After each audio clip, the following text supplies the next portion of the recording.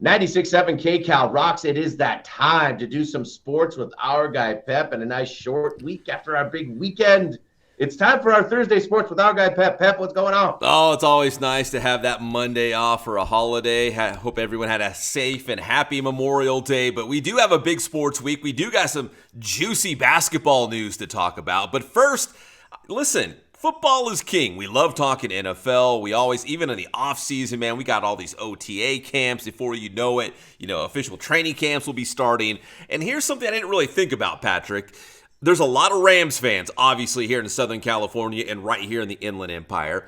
I just read this story because he just had a press conference that Stetson Bennett, the backup quarterback for the Rams, is returning this season. Now, he mysteriously just left the team last year, and he was supposed to be the backup to Matt Stafford, right? But he left. He kind of hinted at there was some mental health issues he had to deal with, but he's coming back to the Rams. And I bring it up because remember the Rams went out, and I forgot this part too, they went out and got Jimmy G in the offseason to be the backup for Matt Stafford. So all of a sudden, we've got a crowded, quarterback room for the LA Rams. Right. But if you look at it, Stafford was healthy last year, but he is getting older. Mm-hmm. He's been injured before. Jimmy G gets injured. So you got to have three quarterbacks. And I did read the thing where Stetson said that he was, thankful that, Coach McVay let him take the time that he needed. I wonder if eventually we will hear exactly what it was. But yeah, he just disappeared out of nowhere. And we thought, man, what's going on? But now he's back. Yeah, that's basically what we know, right? The details are kind of vague, why he, just left the team, but he is back. And now all of a sudden the Rams have, it looks like a couple great quarterbacks. And you're right, if we've learned anything in the NFL, it's critical that you have a good backup quarterback, someone reliable, because it's difficult for an NFL starting quarterback to make it all the way through the season, right? So I think the Rams have a good problem on their hands. But when I saw what Stetson Bennett was coming back, I'm like, wait, didn't the Rams just get Jimmy G in the offseason too? So I started putting all the pieces together. I'm like, okay, wow, this is cool. Yeah, we'll have to see. It loaded. I think it's all McVay could probably make all three of them work the way he does. Right? Stetson Bennett's going to be the new slot receiver or something, Who knows what they'll do. So anyways, thought I'd throw that out there before we get to the NBA news. But let's get to the NBA playoffs. The Celtics are in the finals. We know that. The Boston Celtics were the heavy favorite out in the East. They are already in the finals. Dallas is up 3-1 on Minnesota. So it's not official, but it sure looks like it's going to be Dallas versus Boston for the NBA championship.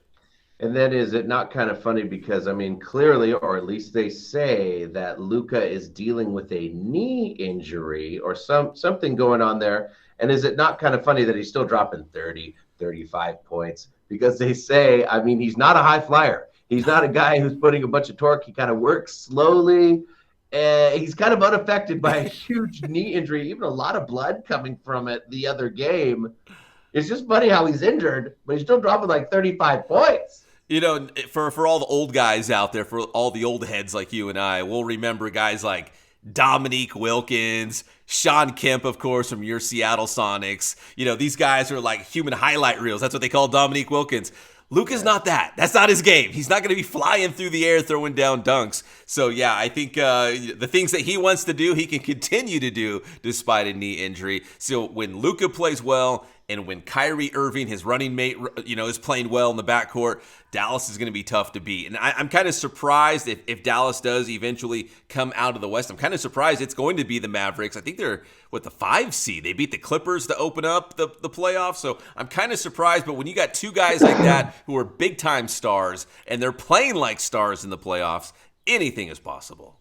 I think we're kind of finding out that the Luka Kyrie thing, it took some time, but it is actually working. And really the only reason they lost is because Kyrie didn't have a great game. So Luka does need some help. We'll kind of see what happens if Minnesota is going to do one more fighting chance or, what they're going to do because they are in Minnesota, I believe. So we'll see what happens. But yes, Luka does seem to be able to get it done.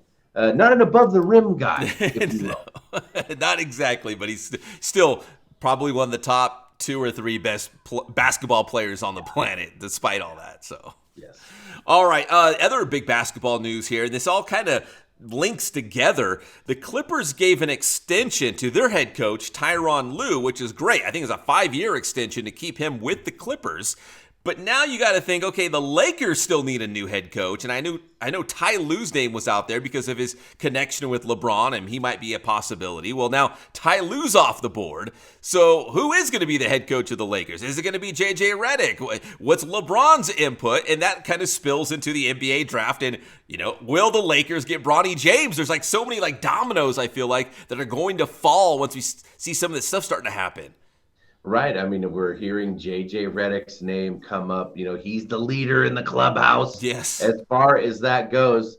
And then the other surprise was that Bronny is going to stay in the NBA draft process. And out of 10 invites, I'm only going to do 2, the Phoenix Suns or the LA Lakers. Yeah. I thought that was interesting as well. Yeah, you're right. He was very selective on who he wanted to work out for. And there is a point when you enter the NBA draft, you can keep your amateur eligibility if you decide to pull out at some point. He didn't. He's staying in the draft. So he is all in. So let's say he doesn't get drafted. What happens? Does he go overseas and try to play professional in Europe or Australia or something like that? But yeah, he's staying in. Like he's saying, I am not going back to USC. I'm not going back to college. I am all in. And just judging by the teams he's going to work out for, he's like, the only teams that might like me are the Lakers or the Suns. It's either that or, it seems like he knows a little inside information, like he knows he's going to get drafted. Yeah, you know what? Someone might throw out a flyer on a second-round pick because there's only 2 rounds in the NBA draft. And even a lot of these second-round draft guys, they don't stick with the teams. They don't make the team. So there might be a team out there saying, you know what? Our second-round guys normally don't even make the team anyways. Let's just go take Bronny. He'll probably sell tickets. It's going to get more eyeballs on our team. Like there could be some marketing benefits, right, from just bringing in Bronny. So I could see that happening. Yeah, maybe we'll get LeBron. You never know. So we'll have to keep an eye on that. And finally, the big golf news, and I know it was a tragic story because someone did lose their life when Scottie Scheffler was driving through that incident just outside the PGA Championship. We just learned that officially the charges have been dropped against Scottie Scheffler, and we're starting to see more video, a little bit of audio coming out of what the exact situation looked like. It just looked like miscommunication, I would say, and people just not being on the same page when the incident was unfolding, because when it's happening in real time, things are happening very quickly. And but at the end of the day, Scottie Scheffler, all charges have been dropped. And I think it's like Pep and I were talking off air. Once a video came out, it kind of looked like a Ring doorbell or a security camera that kind of showed the cop's side of it, which was he didn't get drugged by the vehicle and he was overreacting. Suddenly the charges are dropped, which is kind of scary because suddenly the body cam's not available. Although they say they have audio of Scheffler saying he should have stopped. Where that came from, we don't know. And, it's scary that if there wasn't that video, where does this go? Does this keep dragging out? It's like the cop should have just admitted, like, look, I was freaking out. I overreacted. I shouldn't have done that. That's not what he was doing. He tore my pants. They're beyond repair. Yeah. These are $80 pants. And you know what I mean? I got drugged by the vehicle. That's kind of a charge. And then the video showed that that's not what happened. Yeah, you're right. Like I think I saw the same video that you saw, Patrick, and it didn't look nearly as bad as what I thought. I thought the cop was being dragged on the ground. Maybe the wheel ran over him, like he had to go to the hospital. Yeah, it didn't look very bad at all. And and I'm not trying to make light of the situation because obviously it was tragic, but in a weird way, this kind of built some street cred for Scottie Scheffler having a mug shot because remember they put him in handcuffs and they took him away. And he had a mugshot, and all of a sudden, squeaky clean Scottie Scheffler is, kind of a little rough around the edges. And somehow, the golf community really embraced this guy as, the mugshot. It's not what you typically think of a PGA, professional. I always judge him by his game. He gets out of jail. He comes and he shoots like a 65. Yes. I'm like, he's innocent. He's innocent. You know what I mean? Ridiculous. Yeah, like obviously he was able to regroup quickly and go out on the golf course and have a really good round. He had a really good tournament. He didn't win the PGA Championship, but I think he was like tied for 7th or 8th. Like he was up there on the leaderboard. Oh, man. We'll have to see what happens in the world of sports. That's why we have our guy, Pep. John, how to get your stuff? We're all on Bronny Watch. Get my stuff on Inland Sports, Facebook, Twitter, Instagram. Check us out on YouTube. You're hanging out on YouTube anyways. That's Inland Sports, the YouTube channel. Thanks, Pep.